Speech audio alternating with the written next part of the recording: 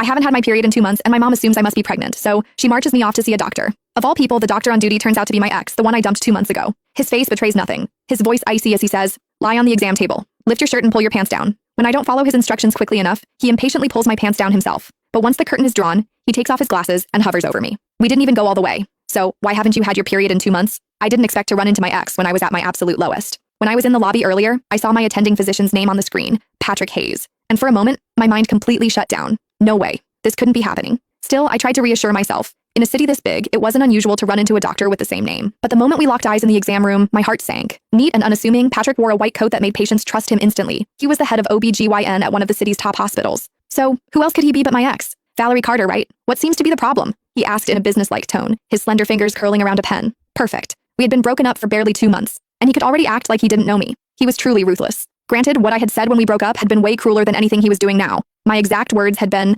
"Patrick Hayes, after today, the only way I'd even consider seeing you again is if you were lying in a hospital bed, begging me to." Now, they had come back to haunt me. We were really meeting again in a hospital. But this time, I was at his mercy. He was the doctor, and I was just a patient waiting for my fate to be decided. Forget about gracing him with a visit. His schedule was completely booked, and I couldn't even snag a single slot myself. Ultimately, my mom had to fork out double the usual price and go through all kinds of trouble just to get an appointment from a scalper. Just moments ago, I overheard a group of young women leaving the clinic whispering excitedly about how handsome the doctor was. According to them, the social media hype wasn't an exaggeration. They didn't even need a prescription. Just seeing him in person was enough. He was devastatingly handsome, the kind of face that made them feel like they could live decades longer just to admire it. At the time, I was curious to see for myself. Was everyone named Patrick Hayes that good looking? Now that I had seen him, devastating was the right word. But I wasn't referring to his looks. I meant myself. I was usually sharp-tongued. However, the moment I stepped into the exam room, it was like my voice had been stolen. I couldn't say a word. My mom, of course, didn't notice a thing. She had no idea about the tension simmering between Patrick and me. Instead, she started rattling off my symptoms at full volume. "Dr. Hayes, she hasn't had her period in 2 months. Either she's pregnant or something's seriously wrong.